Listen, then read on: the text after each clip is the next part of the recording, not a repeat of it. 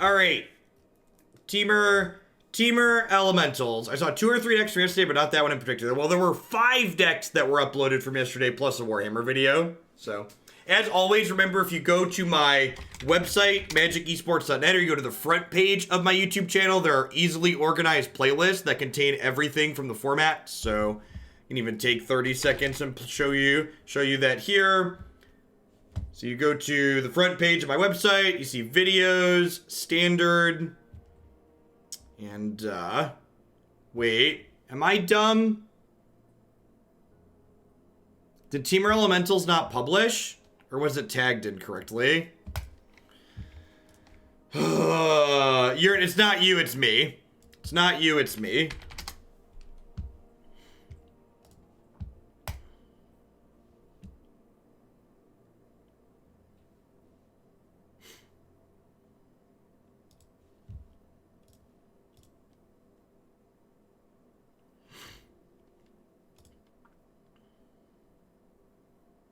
Is it missing? It might be missing the standard tag.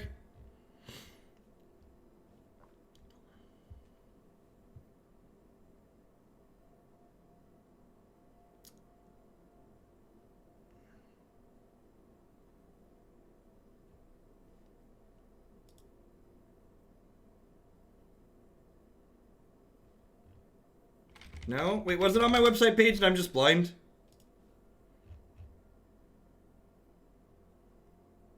Now, why isn't it on this playlist?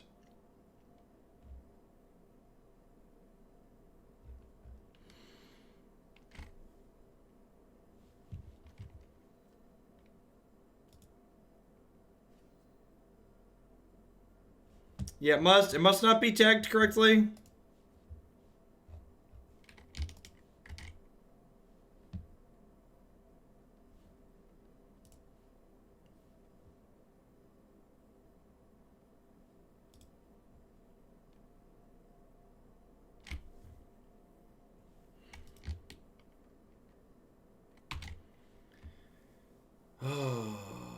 I'll have to figure that out later. At any rate, it's up there. It's on my YouTube channel. It's not on the appropriate.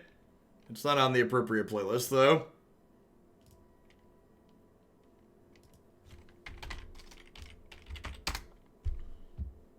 Which is weird, because it's tagged the same as everything else.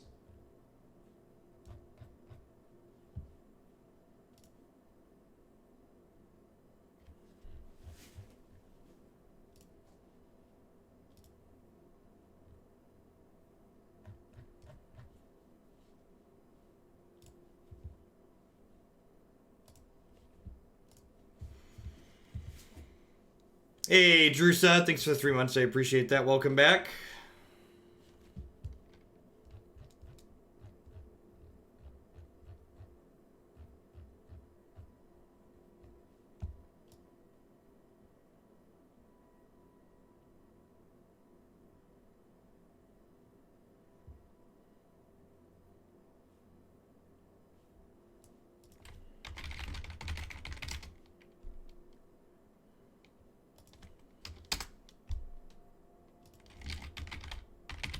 Yeah, there's arena downtime this morning, apparently, Jin. Because 3 hours of downtime on a Thursday morning is the norm for arena.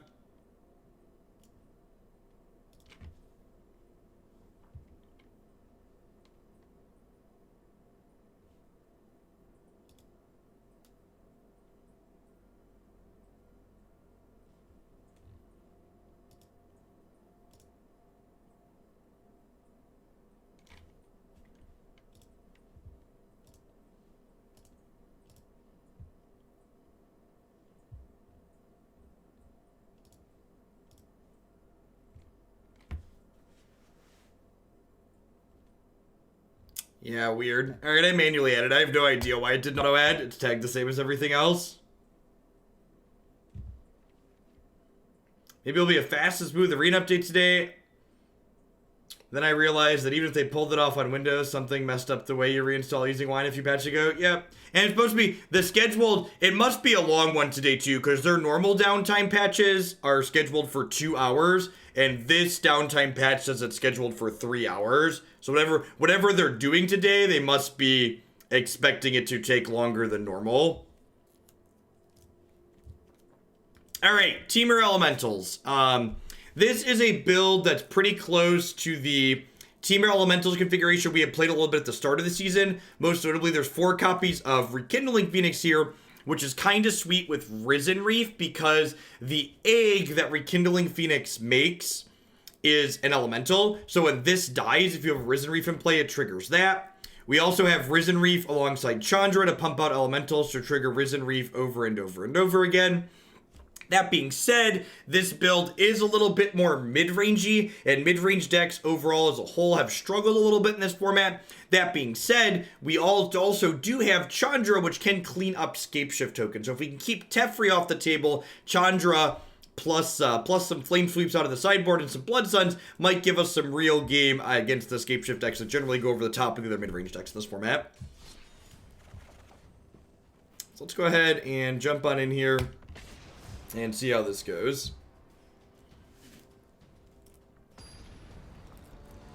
I'm scared, right? Well, we can't play more than one standard deck. In fact, if Modern hadn't been a complete and total dumpster fire, we wouldn't have played any standard at all today, apparently. Because Arena's going into downtime. And in a little bit.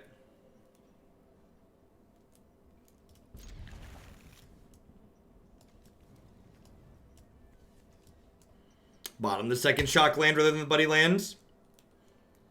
Have you considered playing Fortnite, right?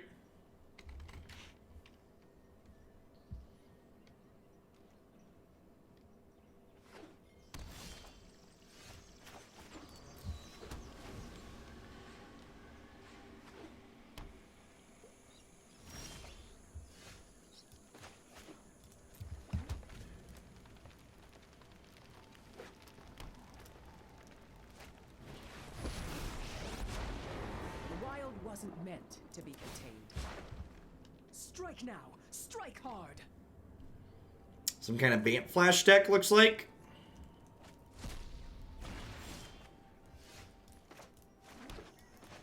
I think I'll lean on Leaping Twister rather than Overgrowth Elemental, because Overgrowth can put a counter on something when it comes into play, so it can make the Elemental a little bit bigger.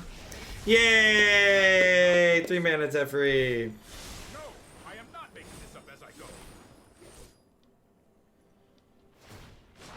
At least Omnath finishes this idiot off. Is kind. Give him the Cheeto fingers. Give him the Cheeto fingers.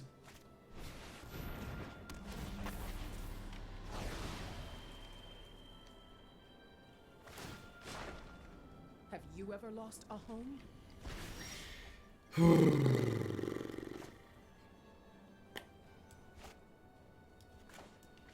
So I could, like, play Twister and Twister Vivian, but I think I'd rather just play the Phoenix here. Because the Phoenix can attack this down most likely next turn.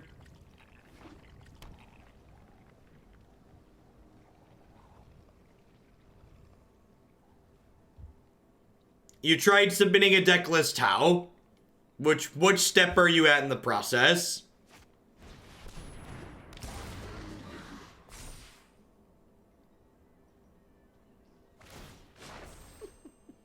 Seen puppies whine less than you.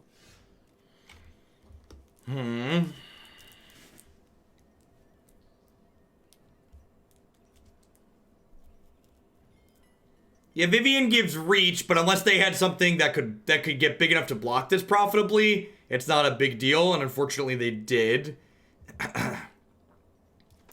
That being said, I think I'm just gonna draw some cards here. Mushy Sasquatch, thank you for the 8 months. I appreciate that. Welcome. Thanks for keeping me around. Huh?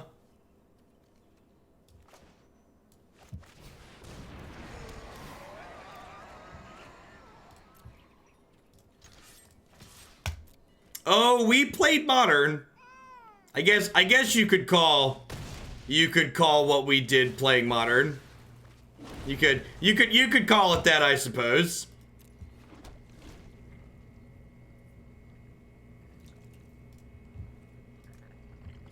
Started from your website, then I reached the Goldfish page, then I submitted the deck list. So did I? Did I send you an email telling you that this deck was okay and how to send money along?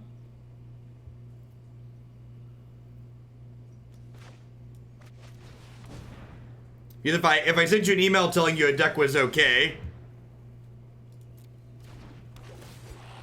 Maybe I should have let on Overgrowth Elemental here. It's probably what I should have done.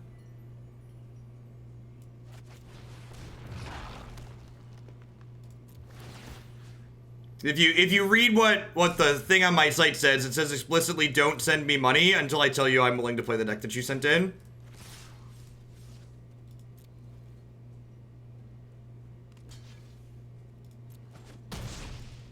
We'll finish this off with a shock since we drew one of those. This is Overgrowth Elementals, a combo with Phoenix 2. So Overgrowth Elemental gets to gain a life when the Phoenix dies, and then it gains a life and gets a 1/1 counter when the egg dies. So like, some good clean value there. This thing gains a life whenever another creature we control dies, and if it's an elemental, it gets bigger. That's unfortunate. Gets rid of my egg.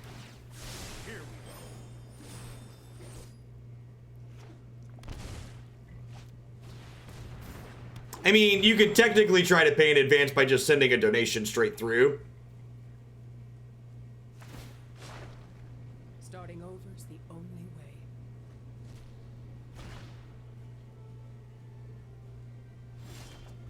So, I think the plan here is just like Cheeto Fingers the Deputy, get my other Omnath back, Cheeto Fingers something else.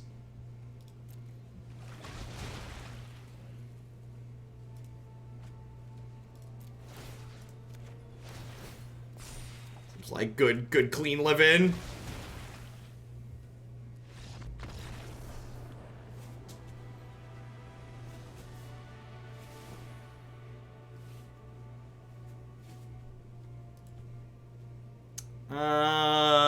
Opponent playing Bant stuff. Cheetos for days. All about handsy. Mulv, I just for the love of God. I'm probably gonna be done after this, 'cause I'm real annoyed after that modern segment this morning. Just please like take 2 minutes and just read what's written on the page. I'd appreciate it. Please and thank you.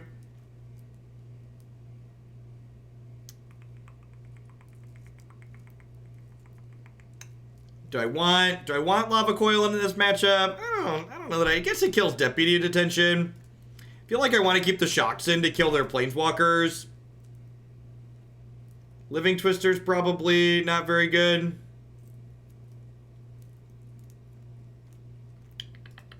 Just gets bounced.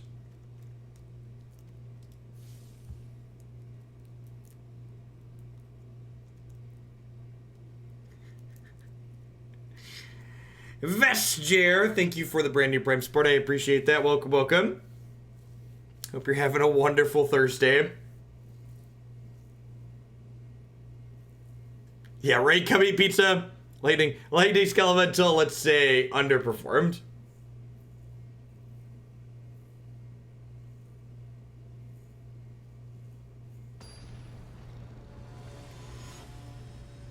Hey, Dystopia, thanks for the biddies.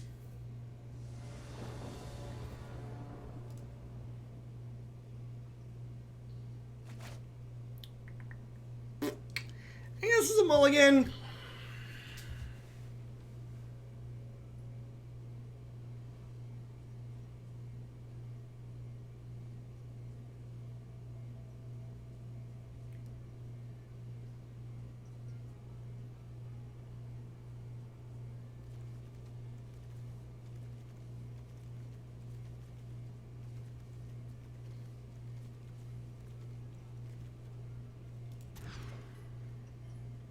This hand's much better. Bottom of the Leafkin Druid here because Paradise Druid gives me a second red for this one.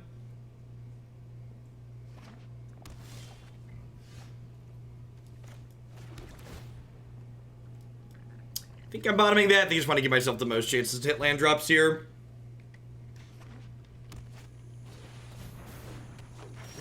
Paradise Druid compared to that Elemental also notably does not get bounced by their turn 3 Teferi.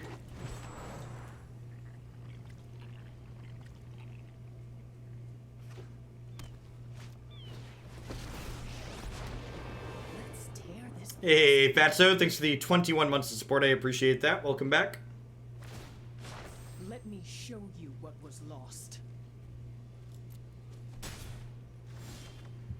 No desire to take that trade there. Let's play this. Hopefully hit a land. Yikes. Yikes.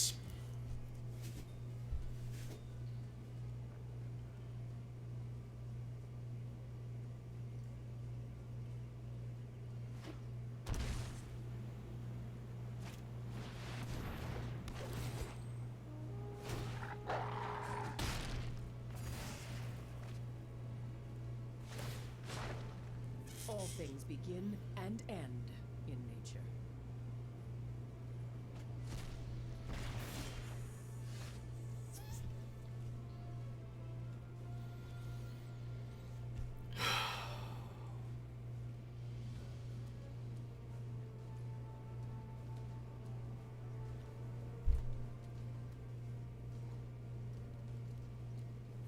I am like double shock Vivian. I could like shock the Druid, play a second Druid myself.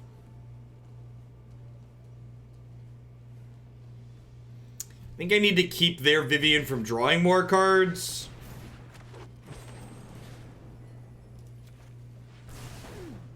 Okay, so you've got claws.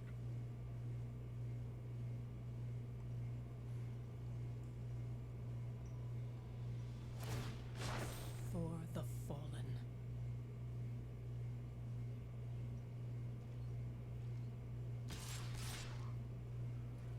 I just saw Forsyth acknowledged your well-meaning criticism and responded with a reasonable response. Is this step one to becoming a WotC shill? I'm not sure what the steps are. I'm not sure if they're outlined somewhere online, Beetle.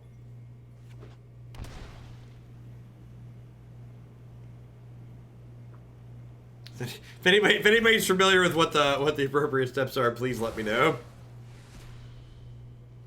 I think we're dead here. Found a land. So that's nice, I guess. I don't know. There's a whole lot we can do, though. Aaron Forsyth is one of the senior members of Magic R&D, if I recall correctly. Or at the very least, he works at Wizards of the Coast and has a pile of Twitter followers. I believe he's on the R&D team, though, or at least was once upon a time. Hey, I'm just gonna run it back.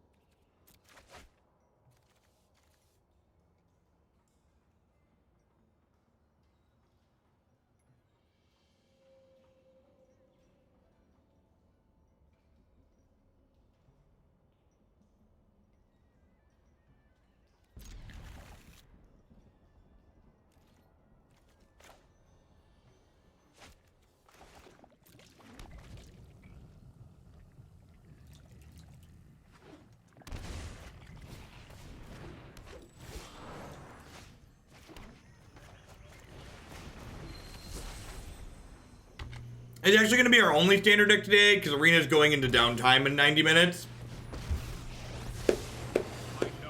Yay! Yay! 60 weeks, 15 hours, 27 minutes, and 9 seconds until 3 minutes after he rotates. Yeah, but who's counting, really?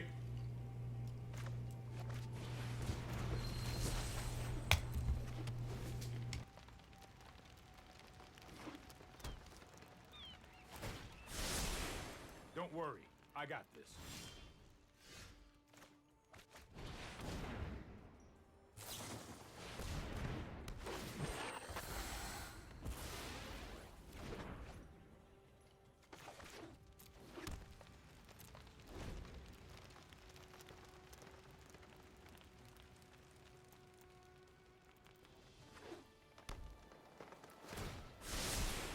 Let's try this.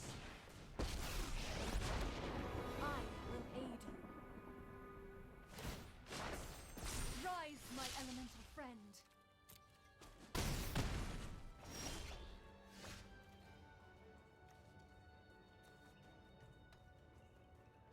Well,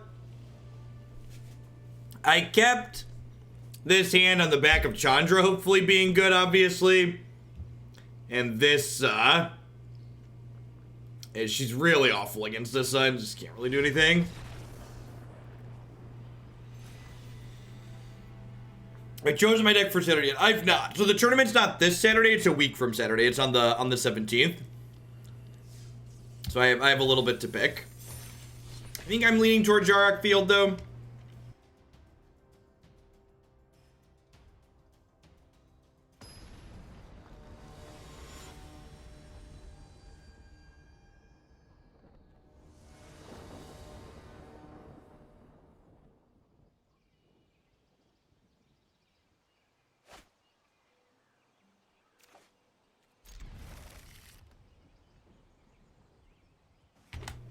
McNux, thanks for the half year. I appreciate it. Welcome back. Hope your Thursday is treating you swell. The Yarok deck is super consistent. I agree.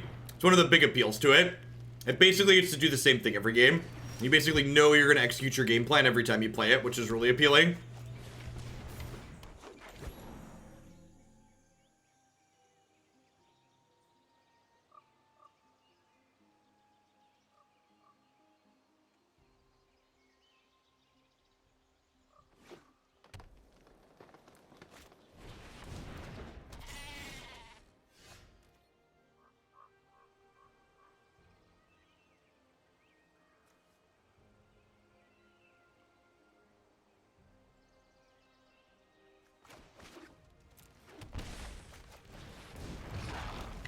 That's a card I haven't seen in a hot second.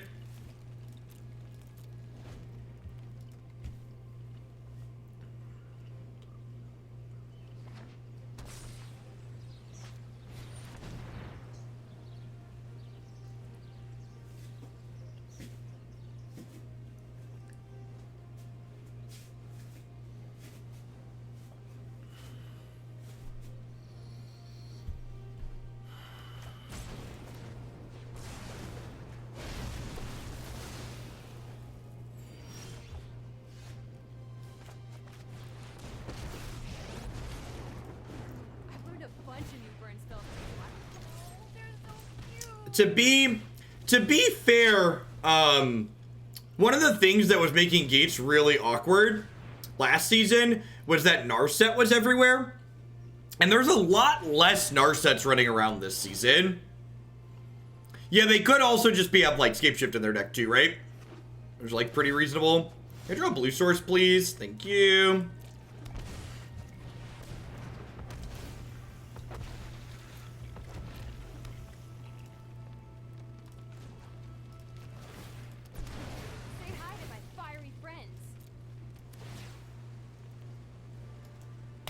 Bottom a third one of those.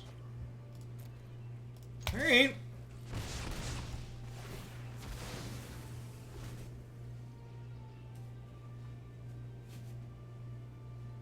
Yeah, I agree. The voice lines on this this card are very, very good.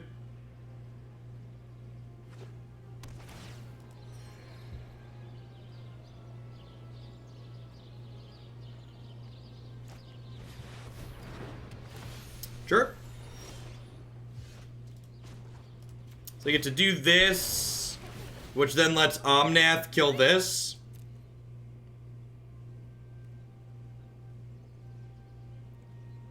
So I'm going to decline to put this into play because I don't have a land to play for the turn.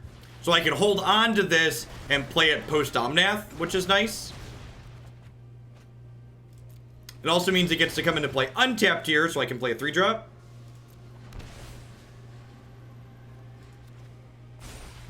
Oh, you know what? They only have 3 gates. I totally should have put the counter on Omnath. Because then Omnath wouldn't die. Sweet. Alright. So putting the counter here means he doesn't die to Gates Ablaze, which is nice.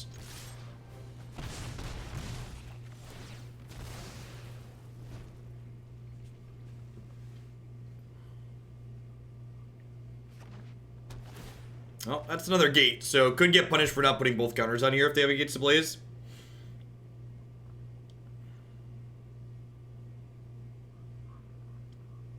Synergy, forward motion, and agility. Yep.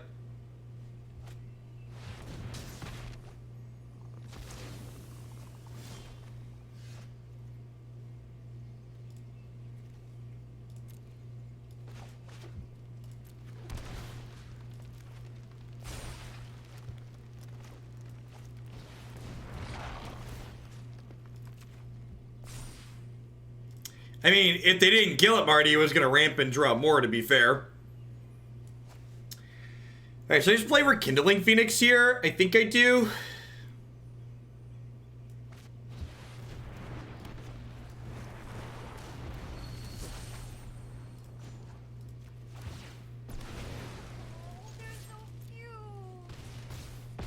Yeah, there's 3. Every update brings us closer to Magic Online. There's 3.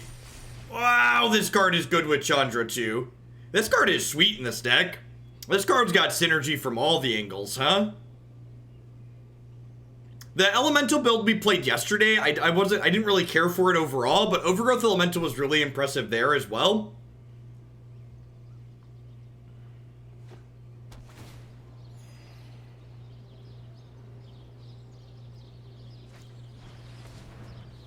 Hopefully I just like cast Scapeshift, make a bunch of zombies, and we get to untap Chandra, clean up, and kill them.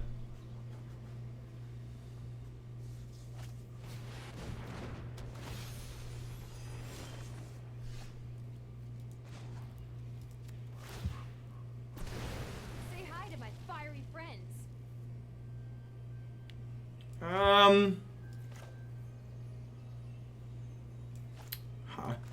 So if I do this, I can't play a 4-drop after.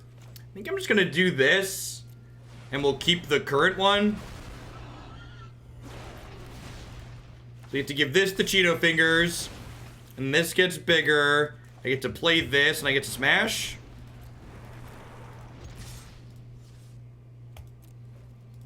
Oh, I could have played Chandra and still played Phoenix because of a Leafkin Druid.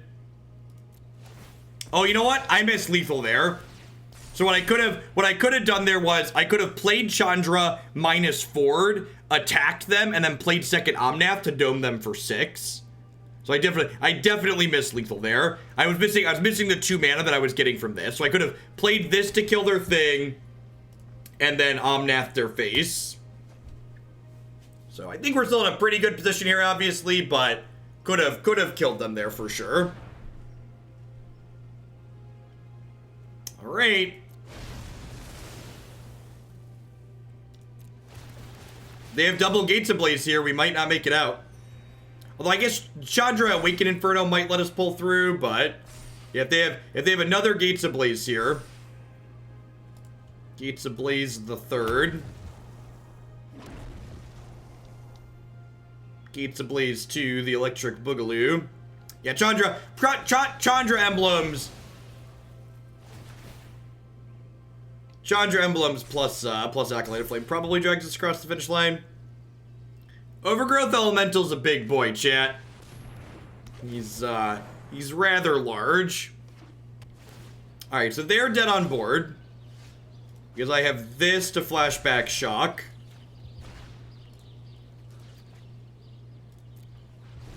Tell me if you've seen this one before. You could say he's gone into a little growth cycle. Hey, good morning, Drakios. That was sweet. I needed that. I needed something sweet. I needed a feel good, okay? I needed a feel good.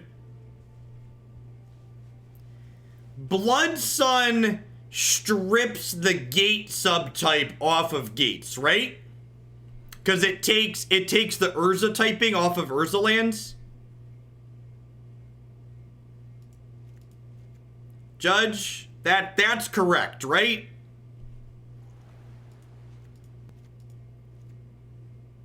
Really?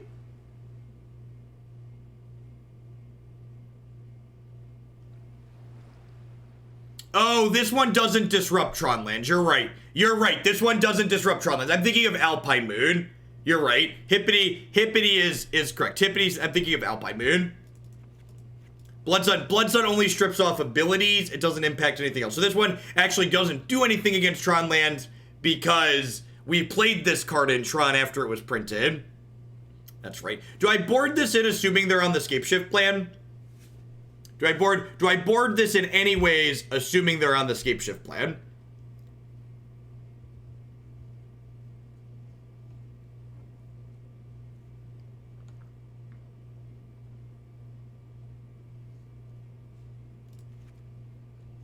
That's true. I'm gonna board in one. I don't really have another good card to bring in. I'm gonna leave in one. I have like one Blood Sun to proactively do it, and I have 3 Chandras. I also like, it does turn off the life gain on their plazas at least. Well, Blood Sun does bring their gates into play untapped, right? Which is like kind of a cost.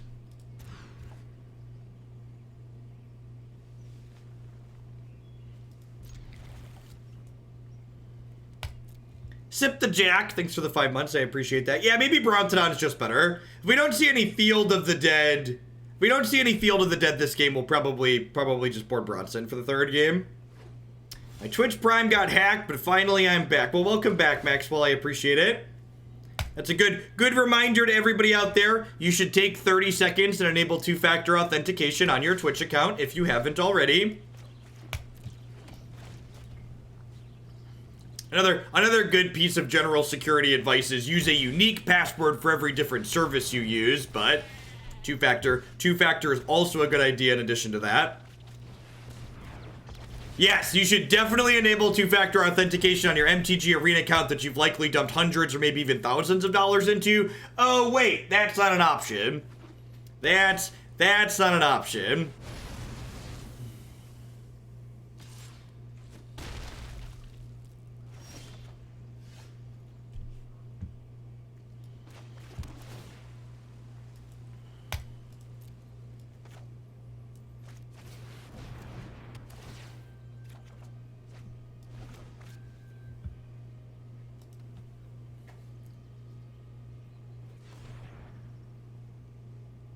Everyone start trying to steal Jeff's beans. Recommend 2-factor authentication for everyone except your parents. They will make your life difficult when they don't know how to log in. That's why simple 2-factor authentication, like, I know text 2-factor authentication technically isn't the most secure, but it's definitely better than nothing, and it's easier. It's like an extra layer, right? Like, you're making people have to clone your SIM chip to get to your stuff, which is more work than a lot of people are gonna do if they're trying to steal crap.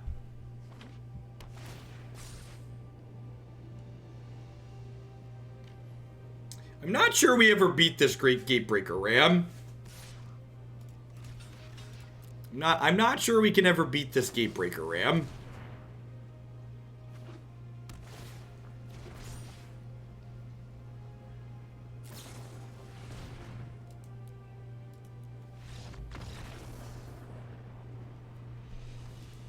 Maybe I want Fight with Fires.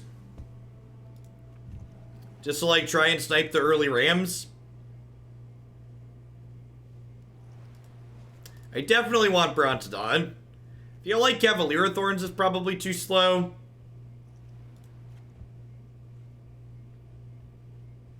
Twister's probably not super meaningful.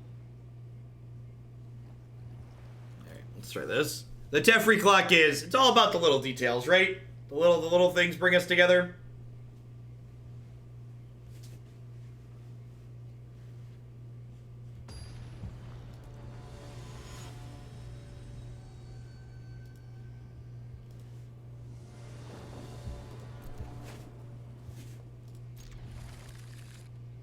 We're not quite under 60 weeks yet, but we're getting close. We're getting real close.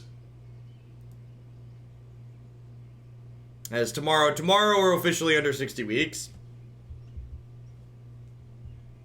Maybe I'm supposed to board out some of my mana creatures in the face of Gates Ablaze. I can see that. It's like I curve this into this. I'm gonna be really sad if they blaze me.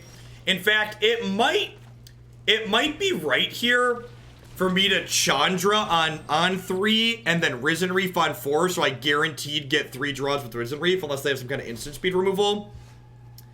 Yeah, I think I'm actually just gonna Chandra attack for 4 here. And this gives me the highest probability to get to draw a bunch of cards with this. Although if they play Ram this turn, I'm gonna need to take a pit stop and fight with Fire It.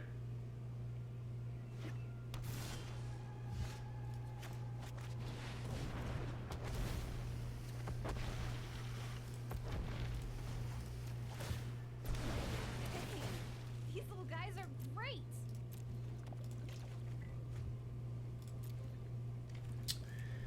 Unfortunate that I can't get Overgrowth Elemental into play this turn. I think I play the Leafkin Druid because the mana from it doesn't really matter and I'd like to trigger Risen Reef. They're going to Gates Ablaze me next turn to make me sad, but that's fine.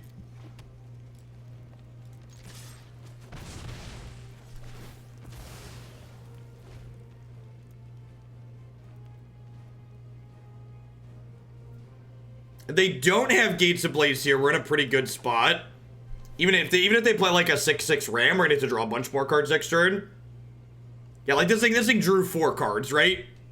So it's like, all right, sweep me. They get a 3-for-1 here, but one of the cards they're sweeping away drew 3 cards or 4 cards.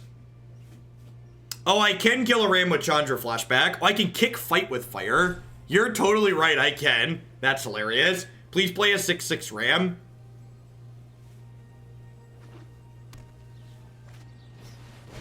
Tank, best possible play. Peak standard on Magic Arena. Say hi to my fiery friends. That's true. That's just peak Magic in general. Maybe they had something come up. Maybe they had their doorbell ring or something and they weren't thinking, they were just like, had to look away from their computer. That's usually what it is. It's bad to assume malice when lots of other things can be explained away. You know, actually, I think I messed up here. I think I was supposed to play second Chandra, make more elementals, so that way I could get this Overgrowth Elemental out of Gates Ablaze range. It would have also given me a bigger attack this turn. I think I should have done that. Go get him, buddy. Yeah, I think I'm in for that.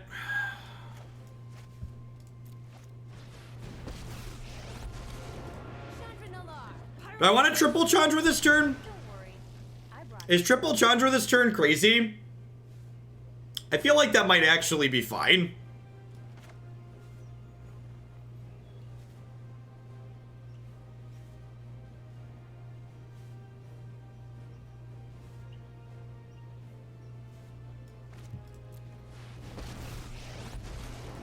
living in a monastery full of firebrands? Don't worry. I brought company. So if I'd have double Chandra the previous turn, I'd have hit for 2 more this turn. But that wouldn't have been quite enough for lethal, so...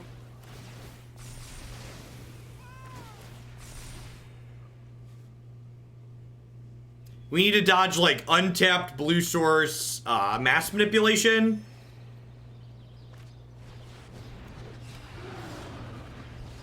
Sweet. Kill you.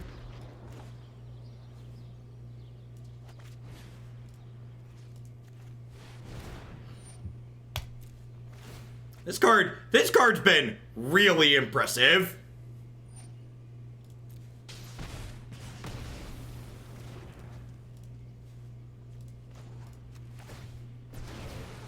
Oh, they're so cute.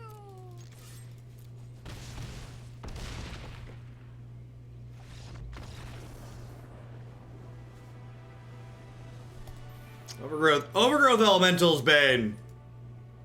could have also just gusted. Yeah, there's no wrong way to eat that, Reese's. A lot of great ways to slice that one up.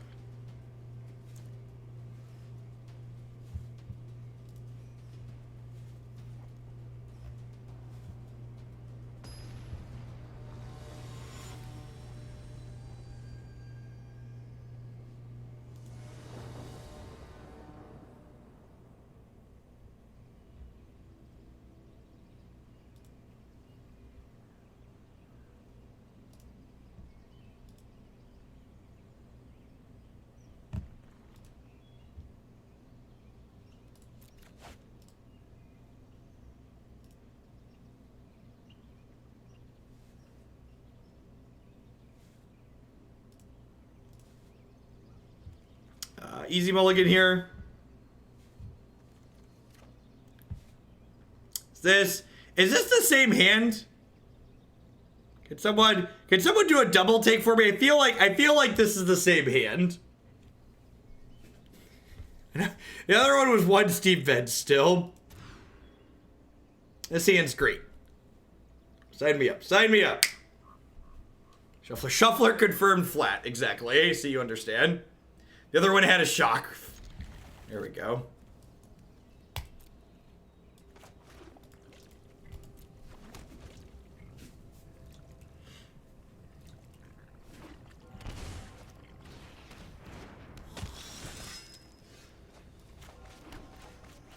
It's a shame if this was Leafkin Druid, Omnath would be able to eat this Knight of the Legion, which would be ideal.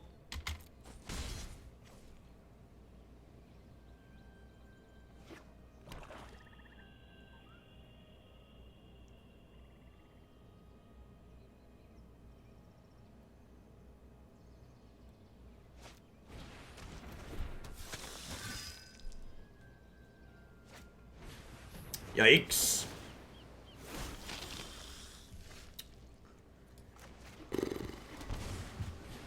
We're just killing the 1/1 here.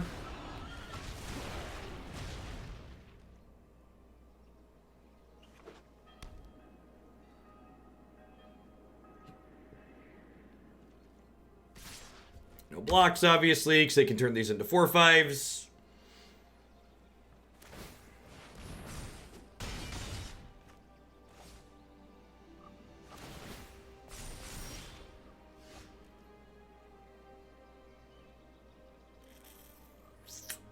Awakened Inferno could be good here in a second. Hey, Dorian Costly, thank you for the 8 months of support. I appreciate it. Welcome back. Thanks for keeping me around. I've heard a bunch of new friends go, hey, these little guys are great.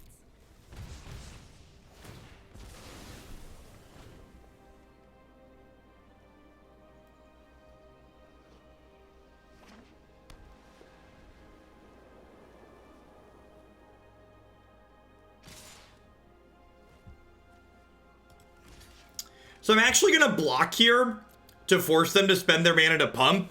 Because this way, if I draw an untapped land next turn, I can play Chandra and kill both their guys.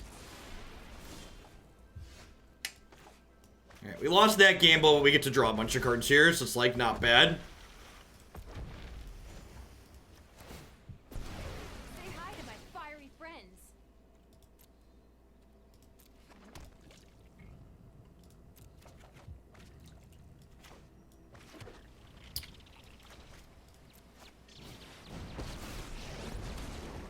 What's better than having a plan?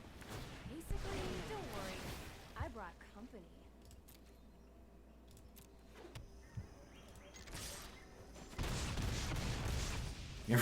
Risen Reef and Chandra is very hot. I think it was right to cash in my second Chandra aggressively there as like a divination. I think that was correct.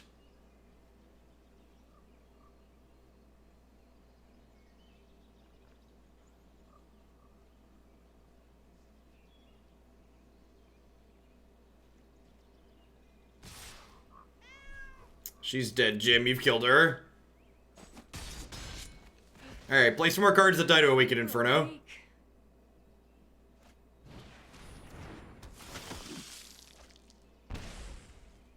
Oh, is that you, Adrian? Good games. Are you streaming?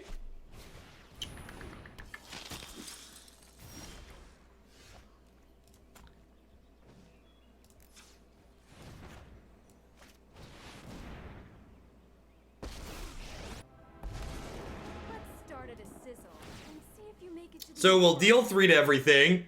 They'll pay 4. We'll shock this, and if they pay 4 again, they have to go to 3. Sick. Yeah, Overgrowth Elemental has been hugely overperforming so far. Alright, I think we want to drag the curve down here, probably. Lava Coil sounds good. I don't know how I feel about Flame Sweep in this matchup. I don't think, like, is Brontodon even worth bringing in? Yeah, the Blood Sun was a bad idea. I wasn't sure if you were on Field of the Dead, and I cut it in the third game. That was a bad card to board in.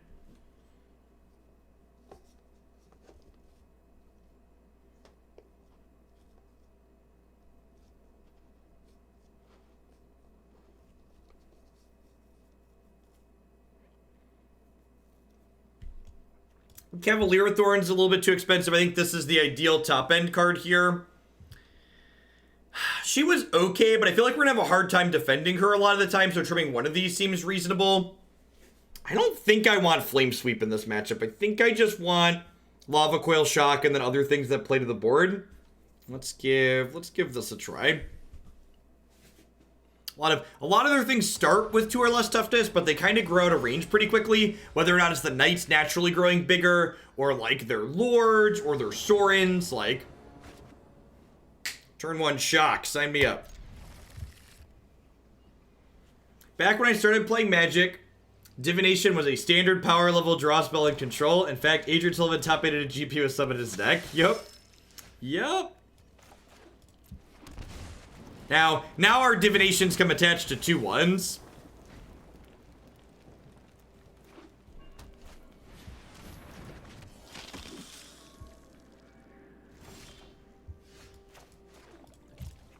Living Twister's pretty good in this matchup, assuming they don't have Sorin. Sweet, yeah, 2/5 gets done and blocks very profitably here. Although, no play there. Do I play Overgrowth Elemental or do I play Living Twister? It smells like Mortify / Noxus, but like this can't block this profitably. Wow, no plays, huh? Wonder what they kept. I guess they had 1-drop, 2-drop. Yeah, I guess they had 1-drop, 2-drop.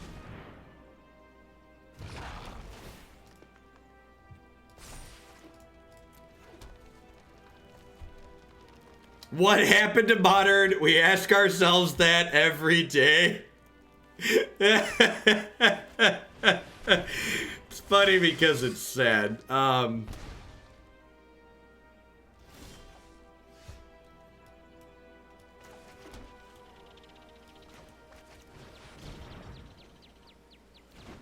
Rekindling Phoenix is a card that's kind of fallen out of favor completely in the format, but it seems really good in this matchup, huh? Just like, even if it's just a 2-for-1, that's fine, especially with Overgrowth Elemental in play.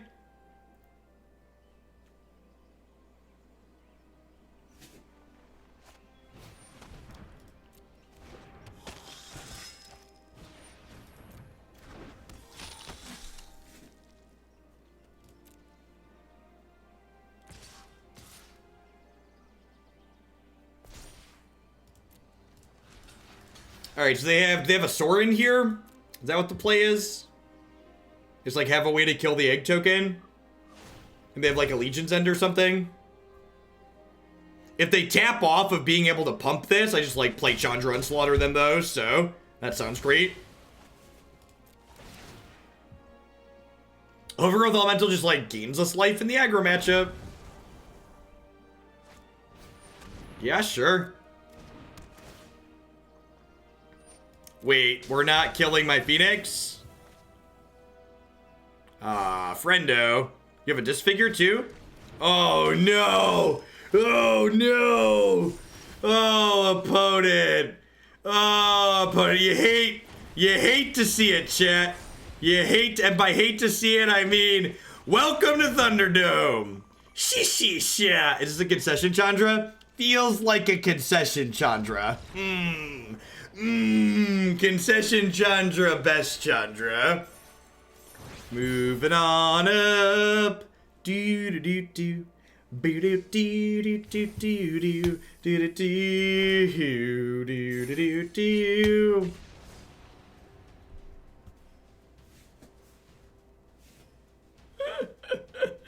Oh. So I shouldn't attack with the Phoenix first, because by clearing the board, I get to attack with my 5/4 Rich. Unless you're saying I shouldn't attack with my 5/4 because I want to protect the Chandra, which is maybe true, but I don't think it really matters. I think pressuring their health total out of the game. seems ideal. I'm gonna bottom that for now. If they're playing an aggro deck, that might make me sad, but I'm really looking for, like, Risen Reef or something like that. We probably don't have time to get to Mythic, even if we keep running well. We need 6 match wins in a row to get to Mythic, and Arena's going into downtime in an hour.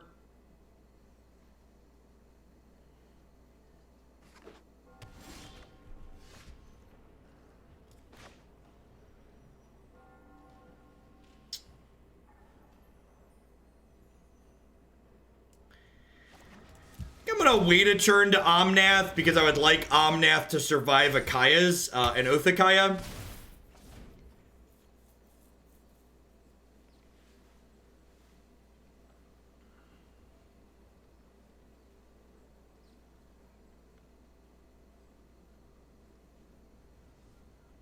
So I don't own any Awaken Inferno. I was trying to find a replacement for this deck. The concession Chandra has convinced me I'm wrong. Yeah, I think the Chandra is pretty important too, just because it's a card that gives you play. It's an effect that gives you play against, what's the word I'm searching for? It's an effect that gives you extra play against, Scapeshift as well, which is important. What's my favorite standard meta / block of all time? Guild Standard. So this format before we added a bunch of crap to it. I suppose that's how it was meant to happen.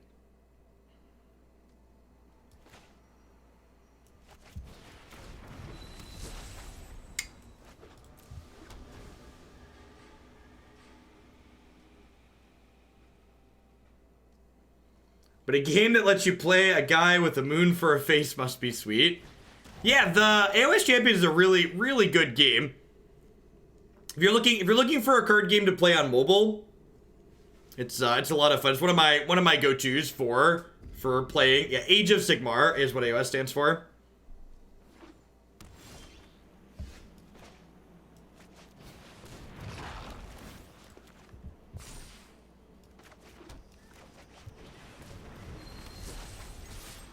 All right. Kinda soft to Akaya's Wrath.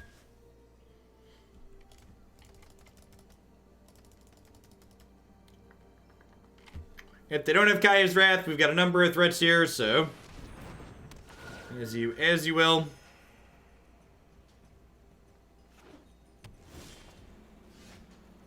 Huh?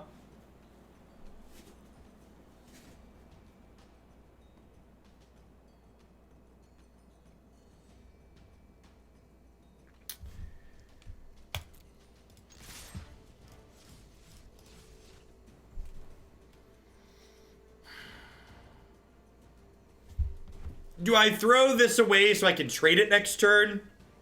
Nah, probably not. If I like draw a Chandra, a 3-mana Chandra, these cards just get a lot better, so I think I just hang out for now. I think we just hang out for the time being.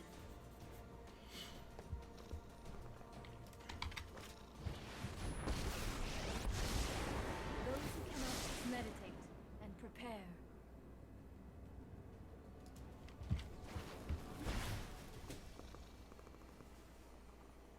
Ruh-roh, Raggy. Ruh-roh, Raggy.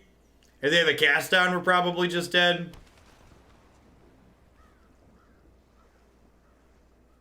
Well, shoot.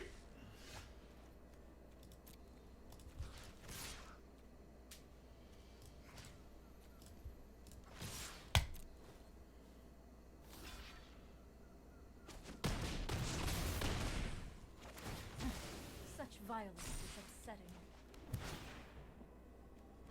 Alright, well, that's like the best possible on top of our deck, kinda. If we're a true professional, this Risen Reef will draw 3-mana Chandra, and we'll just, like, draw 3 next turn. We'll see if they're able to kill this Phoenix.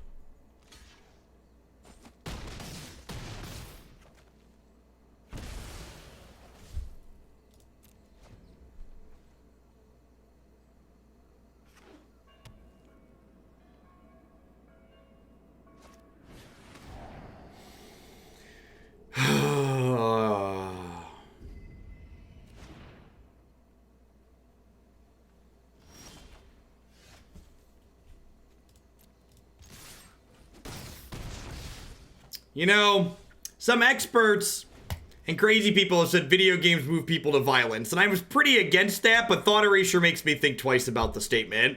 Maybe they're right. Maybe video games do upset people a lot.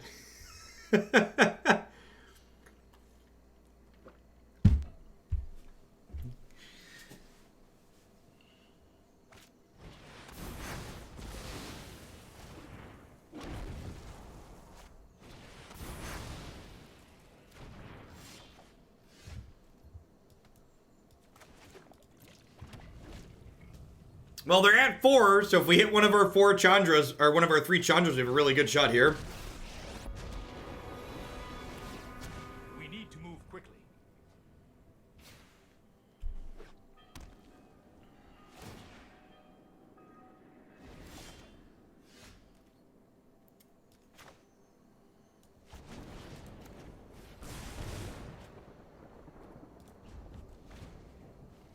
Well, that increases our outs. You know what? Yeah, we got 3 more of those.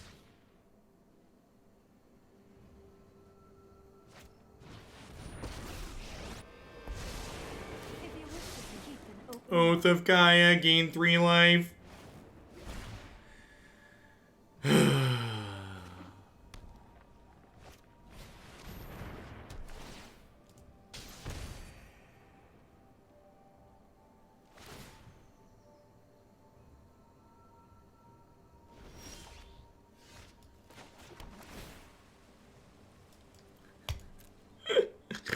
Oh, I should have kept that.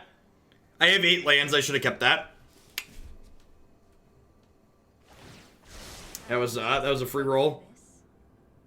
I guess it's not quite a free roll because they could kill it in response to the enter the battlefield trigger, and then I never get to play a land.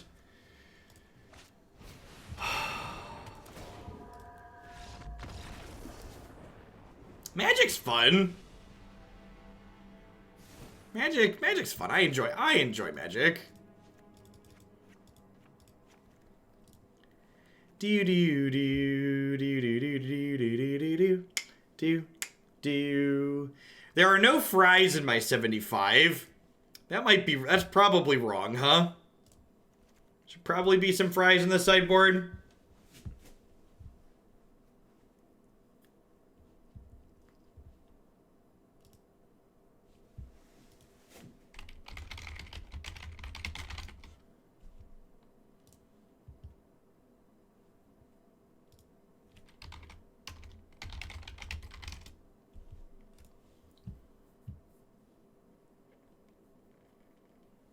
I think a couple of fries goes a long way. It's reasonable, it's fine against vampires, too.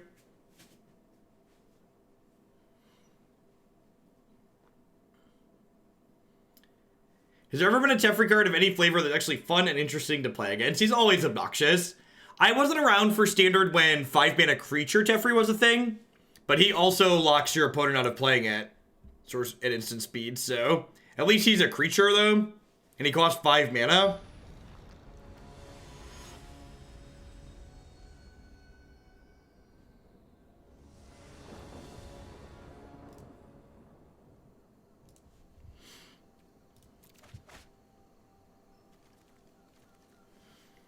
I mean, our deck isn't super aggressive, he says as he keeps the hand with only 4 drops in it. So, like... We did also flood out a little bit there, though, and we didn't have any of our things that draw cards. Part of the problem with the way this specific list is configured is that... That's a good one to have on top. Is that we don't really have any card advantage outside of Risen Reef. So against a pretty heavily interactive deck like our opponents, we're going to have a hard time generating sustained card advantage.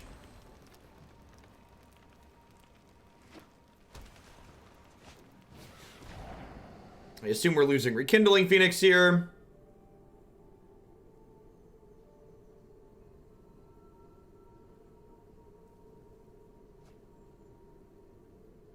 Oh, yeah, I guess that makes sense too. Chandra's pretty scary. We were just pretty far off of that, but her emblem goes a long way, huh?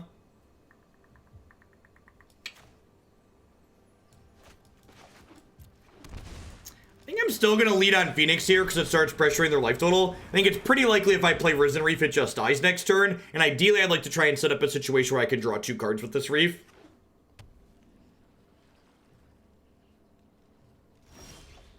They're going to Tef. Yeah, I guess if they Tef'd, I'd be sad.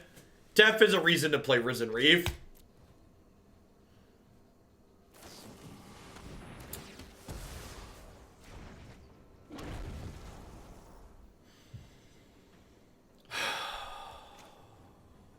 We're going to get Kaya's Wrath next turn.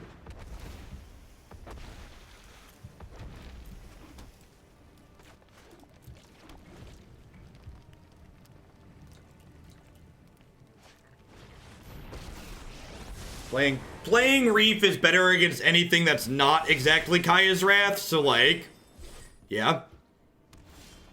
Yeah, it's actually really, this last set of cards has been like really educational for me, because for a long time, I kind of didn't understand like why Wizards from a design perspective had made a lot of the decisions that they've made over the years. Like, what's the big deal with a 4-mana Wrath, etc., stuff like that.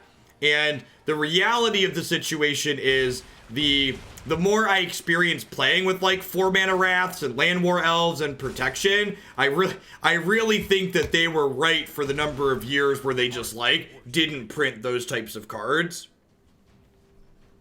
I think the base that they were working off of at that point was pretty correct.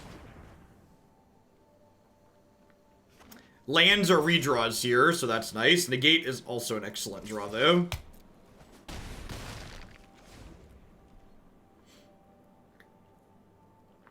It's possible I should have just let that Narset resolve and then attack it and just, like, negate whatever they get off of it.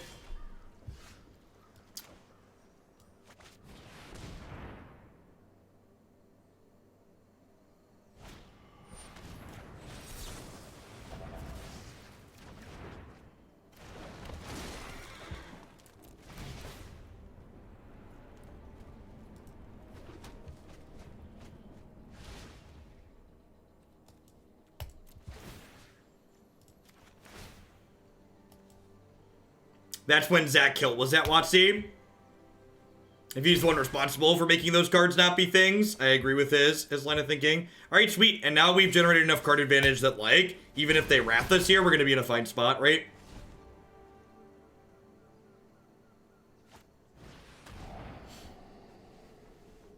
Discard spell into wrath might be enough to get him over the hump, though. Oh, yeah, that's a good call. Well, no, I was drawing from Omnath before the Reef Trigger. Lou Mason, thank you for the 12 months of support. I appreciate that. Welcome. Thanks for keeping me around. Have a sword to go with your shield.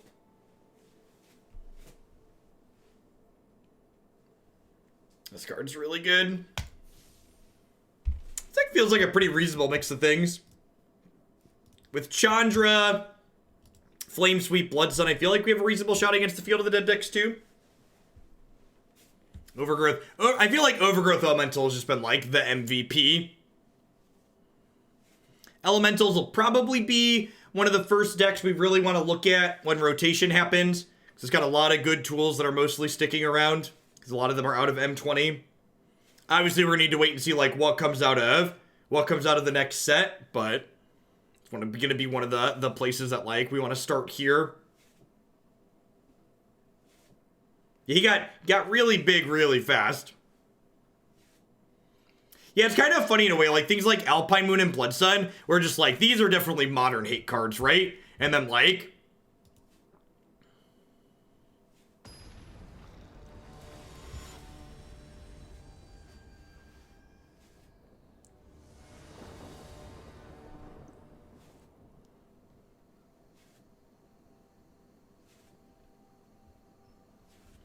is WotC doing both MTGO and Arena down at the same time again? They're not, but I'm not sure if I want to play more Modern and get beat up again, because that format was rough this morning. I probably will load some stuff up, but I was sloppy and didn't check if there was downtime today, so I don't have more Modern decks ready to go.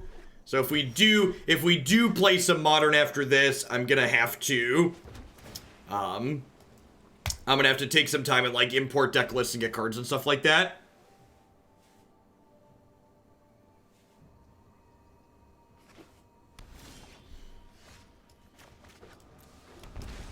Seems pretty reasonable overall.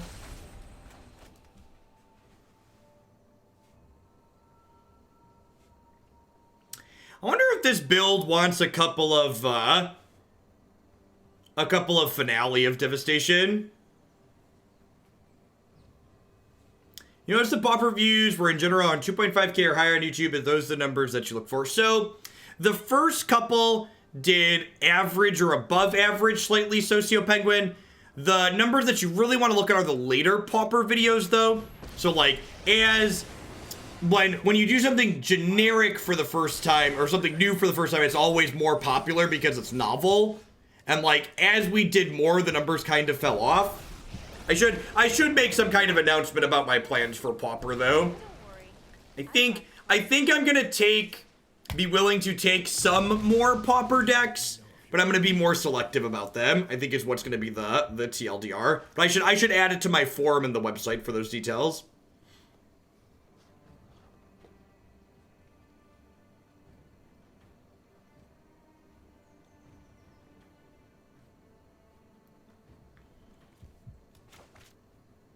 Chandra lines up really well into this guy after he is annoying. Just like, all right, end your career.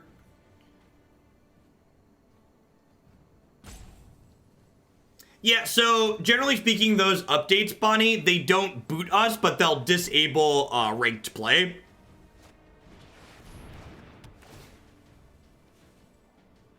That's unfortunate. Although I guess I'm glad that happened to that instead of my Rekindling Phoenix. I don't think there's really any wiggle room to brew in Pauper. Yeah, I think that's probably pretty close to accurate. I really like the Affinity deck. So I think if I was going to be willing to take more decks in Pauper, I would probably look for them to be decks that are both like interactive and aggressive.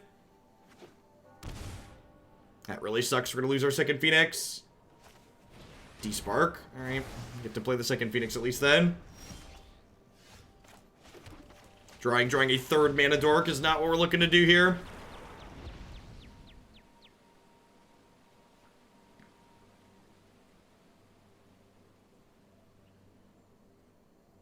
Yeah, and the other part of the issue is that like there's a lot of good decks in Pauper. Like one of the Pauper decks we played, we went 2-0, 4-0, but it took us an hour and 40 minutes to win 4 games of Magic with it. And, like, it was good, and the gameplay was okay, but it was so slow and tedious, it just didn't make for good content. So we really want to draw our Risen Reef, so that way these Leafkins can draw cards.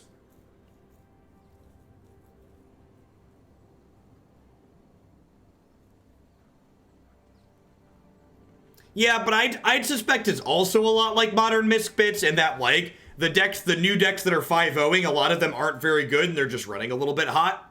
Or they've been played enough that they had enough opportunities to spike.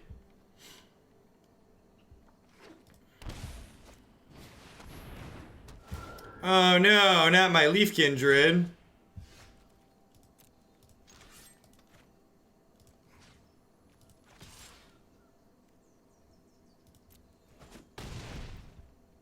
This was overwhelming.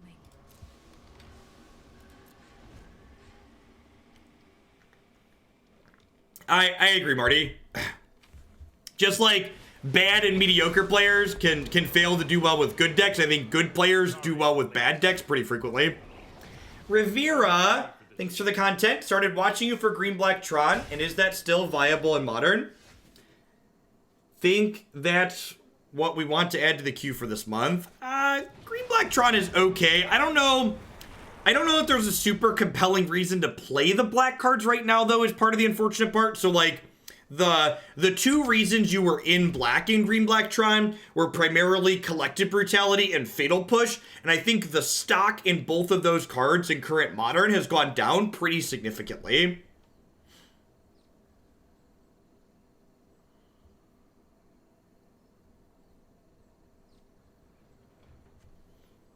we're like pretty far behind here, but Rekindling Phoenix is like uniquely annoying for the opponent's deck to deal with, so the fact that I've got one in play that we just drew and there's another one coming up here might let us slog through what they have going on.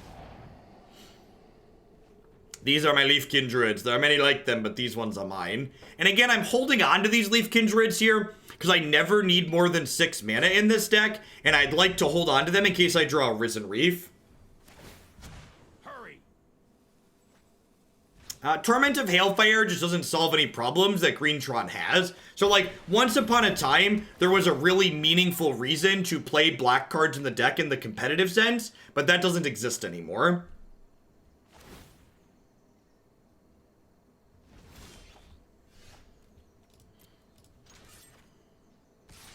And we know they don't have a removal spell, because if they had a removal spell, they would have attacked to make this into an egg.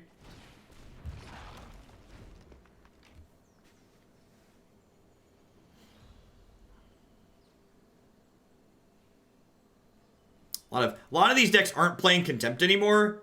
They only have like 2 Sparks a lot of the time. So this Phoenix is probably hanging out for a little bit.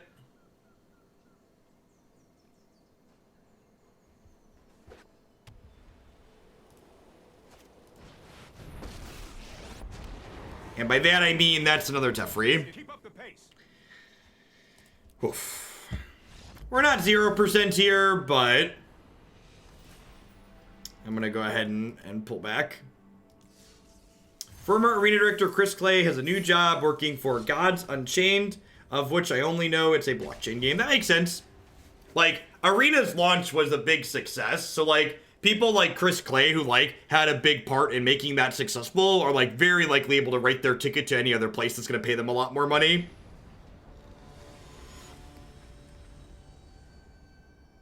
It's a good resume builder.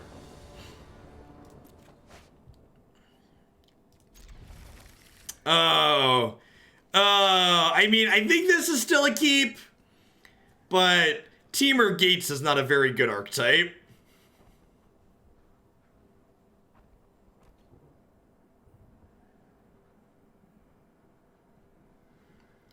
It's pretty normal for people who do well at a small indie game company to move up after their product is a success. It's very true, Hippity. You're not wrong. I just never thought of you know. Yep. You're not. Yep. You're just very right, Hippity. You're very right. The fact that we're on the play and have a Leafkin Druid means that this might be acceptable. Gosh, these borderless basics are gorgeous.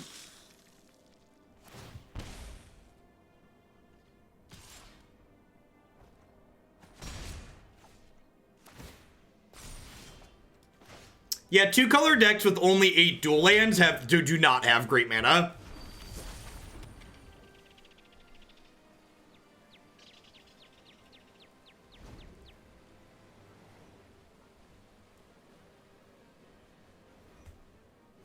Yeah, actually, this is a good question. Does anybody know, does Arena post their scheduled downtime somewhere public that I can keep track of on a calendar?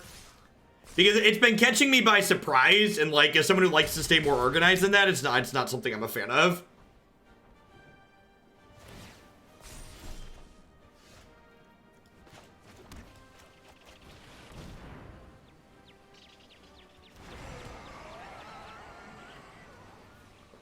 Is it not on the mothership page? I have no idea. Finding information on Wizard of the Coast website requires some kind of PhD that I don't have, so I don't know the answer.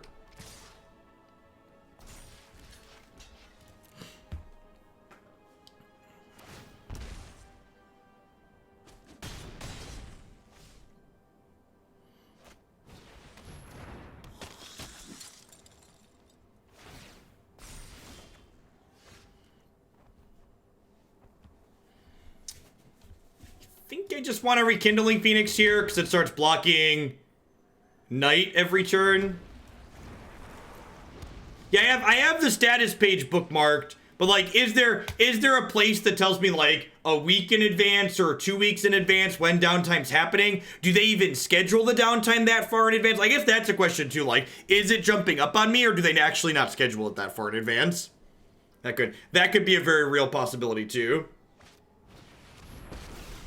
Apparently they want a DNA sample to unlock my old DCI account. Sounds right. Sounds about right. I bestow a mighty curse. The forum post for today's downtime was pinned yesterday. Yep. Can I kill them next turn? If they protect these? So they're gaining 5 here. Yeah, I don't think they can save the second Adanto here. Yeah, they agree. Yeah, the downtimes have consistently been on Thursdays. It's just not been every Thursday.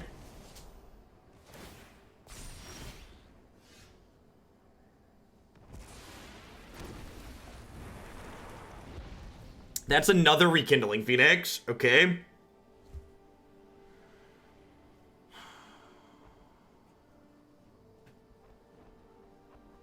Am I supposed to kill Sorin here? I feel like I'm supposed to kill Sorin here.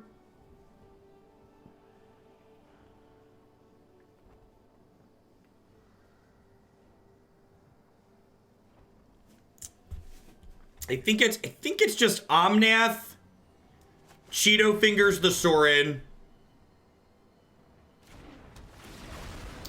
and then I can play a land, give Living Twister a 1/1 counter, and then ship this in to finish the Sorin off, so I keep my Rekindling Phoenix back to block.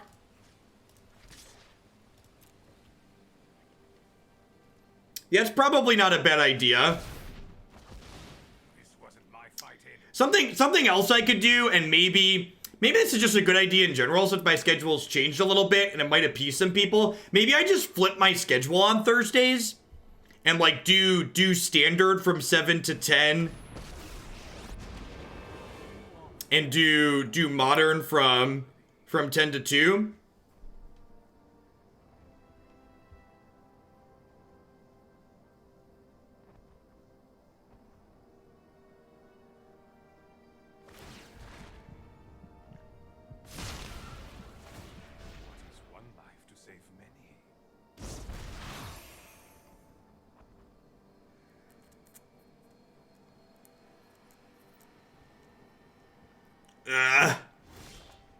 Who thinks they probably have another Sorin next turn? That's really unfortunate.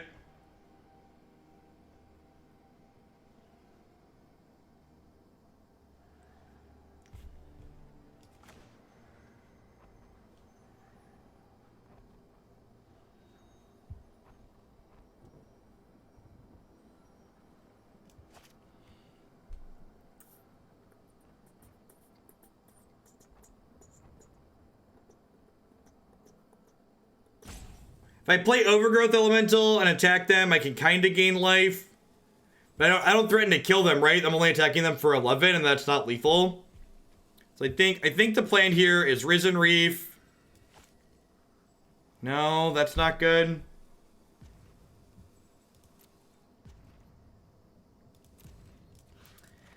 I think I have to kill this.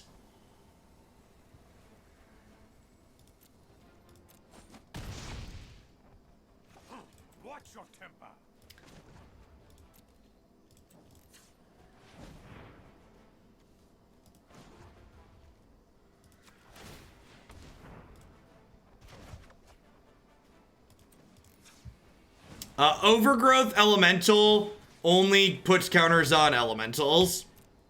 See, unfortunately, my mana's a little bit awkward here, too. I only have 1 green.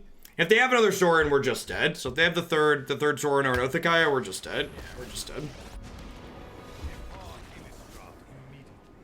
This took a little bit too much damage too early there. And that's why you get into that situation a lot of time against the vampire decks with these slightly bigger decks. You're like, all right, I'm fine here unless they have like the third Sorin or the extra Othakaya, and sometimes they do and you die, and sometimes they don't and you're fine.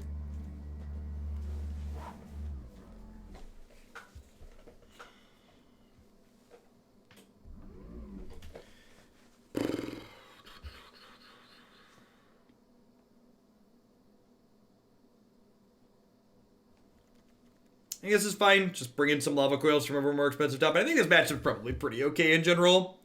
Felt fine last time we played it. That was a pretty close game, considering the fact that, like, all of our lands came into play tapped and I didn't have extra green mana.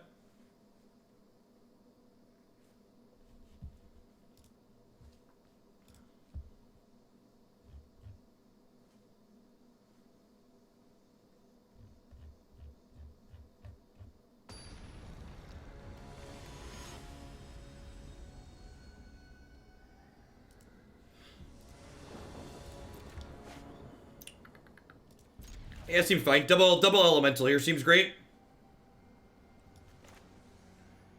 Yeah, 3 Soren's pretty good too. Like I said, I think we're beating the second Soren. I don't think we couldn't beat the third, obviously. Pretty happy with the decisions we made that game. That's all you can really ask for, right?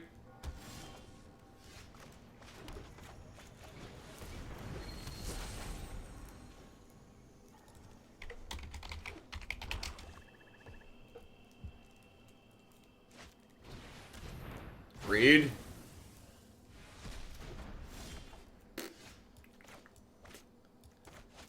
Huh? That's a good draw. Modern was a rancid dumpster fire this morning that we might be revisiting this afternoon because Arena has downtime.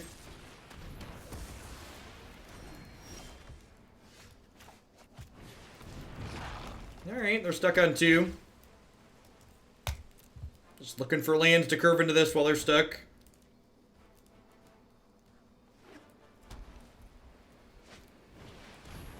Modern is as modern does. Mom always said life's like a box of modern. You never know when you're gonna die on turn 2.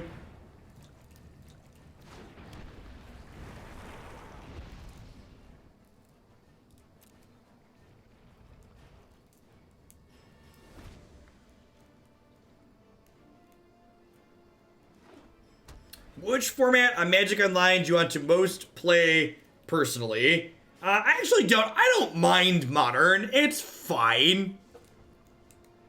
It's probably my favorite Moto format. It's one of the reasons why we play so much of it. To fight with an ancient vampire lord. I have sired many warriors.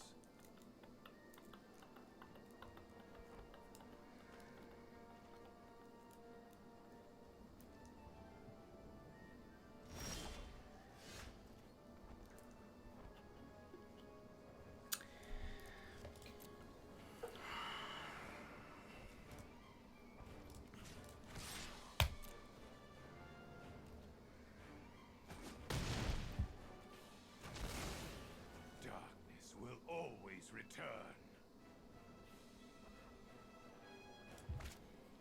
Huh? So I could play this and like clean up these. I guess it doesn't even clean this up, right? I think I'm just playing this as and making this a 4/3. I think that's the plan. I'm gonna play a tapped land here.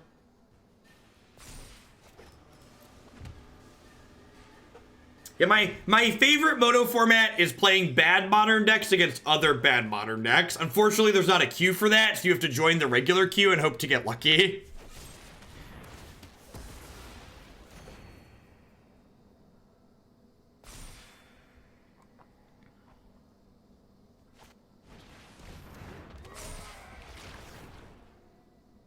Yikes. Alright, so we're taking 9 here. Yeah, I assume they're not attacking with that.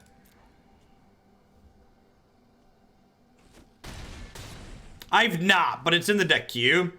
So we're gonna get to it at some point soon. The deck queue's pretty trim these days, so things are coming up relatively quickly.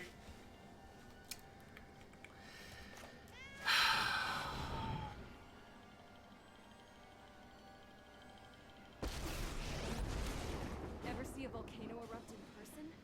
You're about to.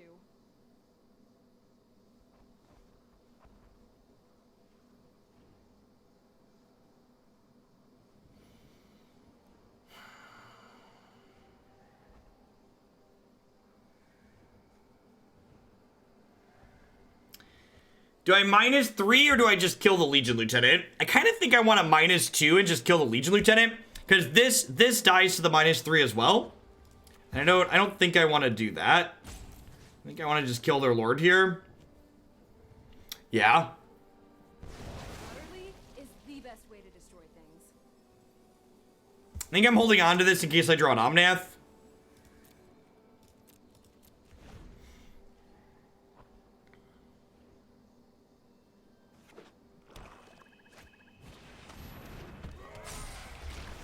You don't even need to ban that many things. Oh, like a standard shakeup. Oh, I get it. Yeah. Sure.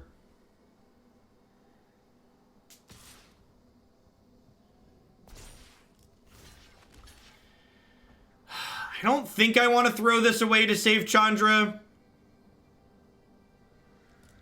Especially because once this dies and comes back, I gain 2 with this, and then this is going to get bigger when the elemental egg dies. You're gonna be sorry when I come back. Of course, they can kill my egg. We're probably just dead from here, so we're hoping that doesn't happen.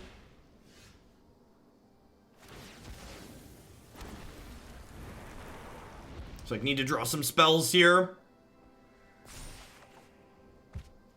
All right, all right. Cooking with gas.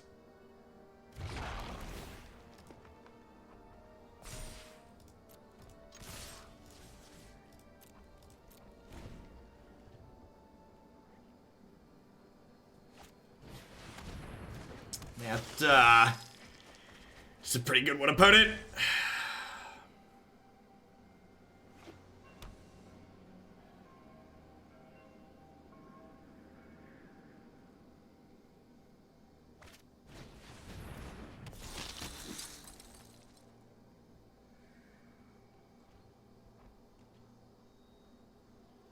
Opponent's cooking with nuclear power, yeah, pretty much.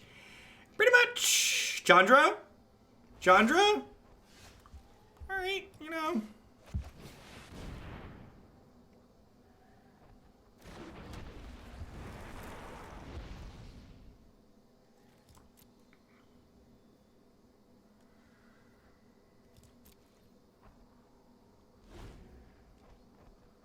Yeah, I agree. For the record, I think Vampires is like an incredibly... This is an example of like, whenever I complain about things like Nexus, people are always like, well, what's an example of a deck that you think is like good for the format? I think the opponent's deck is an example of something that's I think is very good to have be one of the best decks in Standard. I think ideally your Standard format should be have decks like what the opponent's playing as the better decks in the format.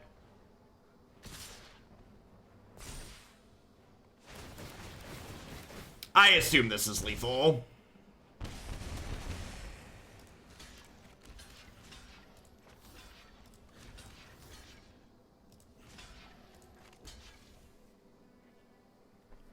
This is technically not dead yet, huh?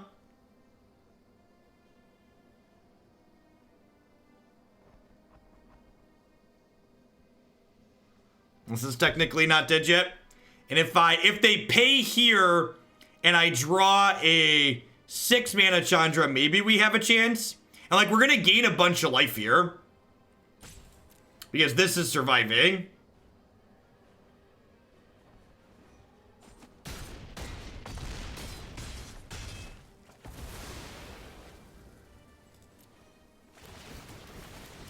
And this thing's getting huge.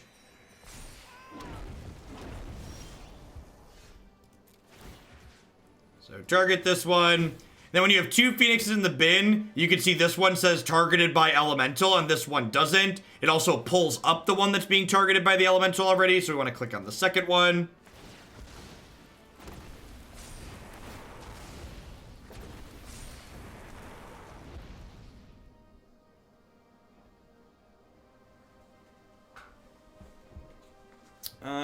So next turn, we're taking 5, 6 from triggers, and I can block 4, plus they have a deal 3 here, so it looks like we're dead.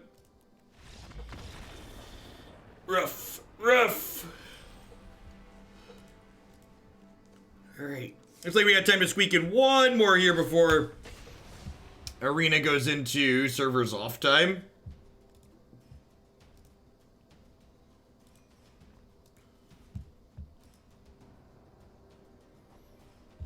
Yeah, Champion Dusk is really strong, and that's one of the things that they've been kind of shooing into these aggressive decks in recent sets. Like a lot of these aggro decks have pretty good card advantage at their top end, right? Like the Vampire deck has Champion of the Dust. The mono red deck from last season had Experimental Frenzy.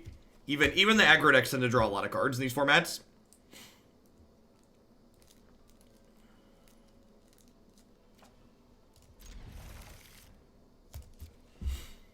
Ham's a little slow, but definitely a keep at 6. Really like to draw one of our 2-drop accelerants next turn. Or a shock to slow down their board. Alright, sweet. Don't turn 3 Nissa me, bro.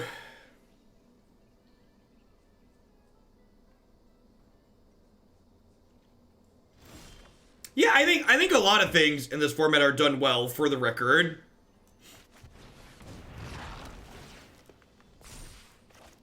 I actually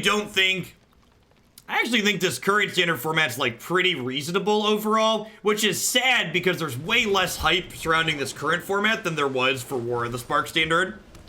I think we're just close to rotation and people are just like ready for things to change. And we've been playing with some of these cards for like, 3 years now basically. Or 2 years now basically. Whatever amount of time that is.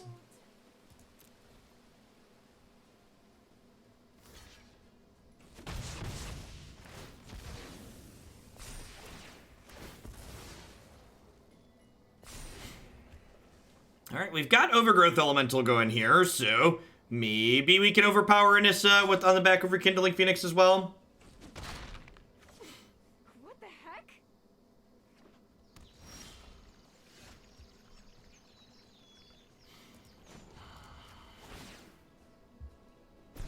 Go get him, buddies.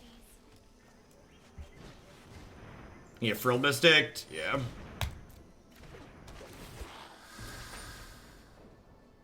If you could give the play design group any advice for future sets, what would that be? My advice would be effects that give players bonuses are incredibly more fun than effects that take bonuses away from the opponent. So let me do fun things. Don't make my opponent's cards explicitly deny me the ability to do fun things.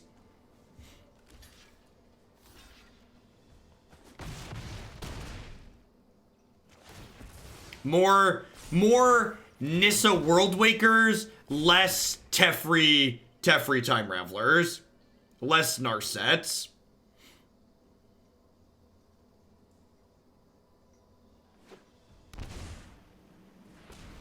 And then there's more specific things too, like Land War Elves and 4-mana Wrath suck and shouldn't exist. But that's more specific. A more general commentary is the latter.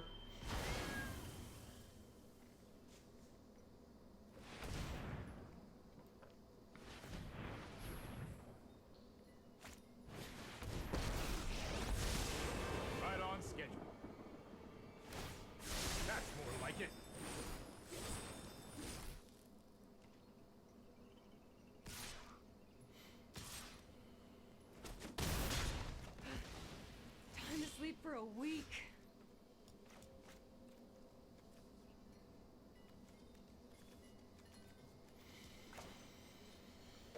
Yeah. I feel like while the Overgrowth Elemental aspect of this deck is kind of neat, playing games with it kind of feels like we've fallen into that same pattern that a lot of the mid-range decks in this format kind of fall into, which is that like there's other people that kind of go over the top of what we're doing successfully, like the opponent's deck. And then decks like Vampires can kind of get underneath us in some of our more clunky draws. I feel like one of the other subtle things we've kind of experienced with this deck too is the fact that our deck's only real source of card advantage is Risen Reef. And I feel like in the games where I'm not like getting a Risen Reef active and going, I'm just kind of spinning my tires and not really doing anything. Yeah, I think 6-mana Niv's a really sweet card. No, I don't even think that's the case, Temur Spy. I think the mana bases in this format are good enough that like the cost on it isn't really prohibitive.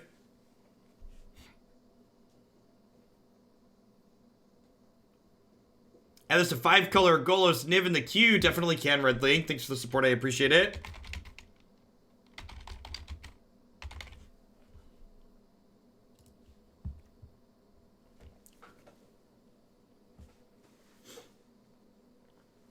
Yeah, it's not even just about it being a target on its back, because there's a lot of decks that just don't have that much removal on them. But just like you don't draw a Risen Reef every game, right? It's just like not a card you're always gonna see.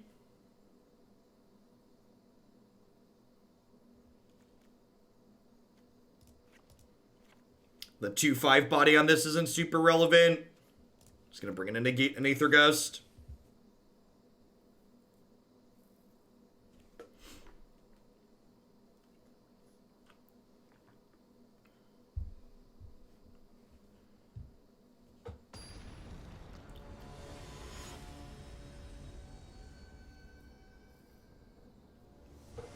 I think a lot of the problems surrounding Nissa are really related to Land War Elves. 5+ mana cards should be powerful and should end the game. It's just you shouldn't be doing that on turn 3. Like games of Magic have to end eventually. We can't just like, and as much as many people would love to, you can't just have endless turtle. So like cards like Nissa that are aggressive and good against control are fine. Yeah, we played a configuration of elementals yesterday that had Neoform in it, and it didn't have the card advantage issue, but it had the other issues this deck is having.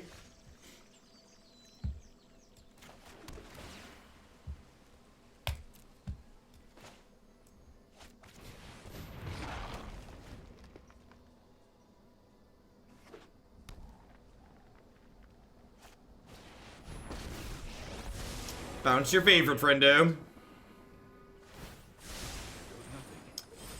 This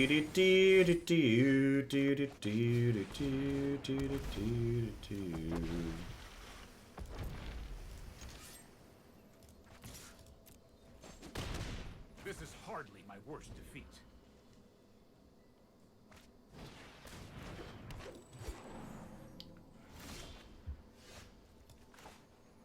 It's a decent rip.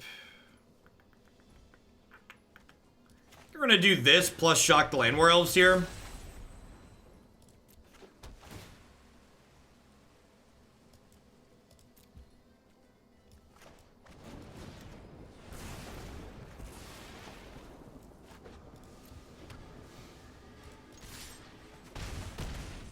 It's like back in the day when getting Hypnotic Spectre felt absolutely game-breaking, but Dark Ritual is the real offender. Yeah, very, very similar. I agree, very similar. So if I play this, it gives me a 4th creature, which then I can Omnath off of this. This is like a good example of like kind of what we just talked about.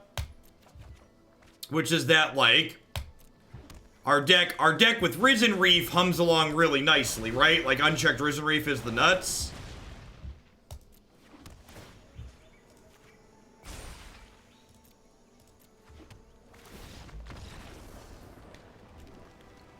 So these games are okay, and you don't even guarantee and part of the problem is that like even you don't guaranteed win the games that you see the Risen Reefs just because there is removal in some amount of the decks in the format.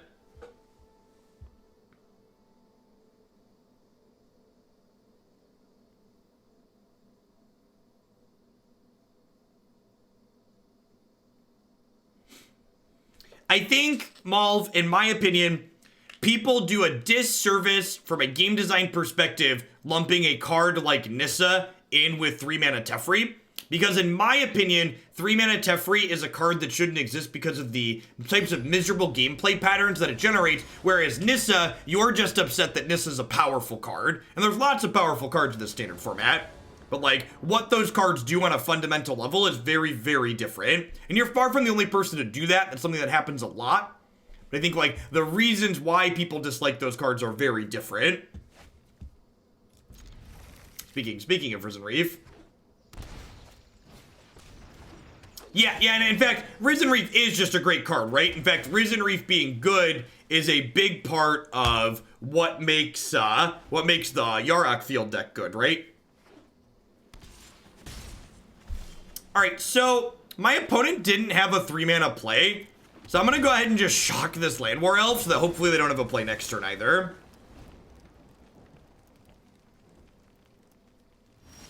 Three free Hero of Hearthstone. That's a good one. I'm gonna use that in the future, couple gaming. That is chef's kiss. That's really good. Oh, you know what? Maybe I shouldn't play this because they could negate or veto me. Hey, look, unchecked Risen Reef. We won the game.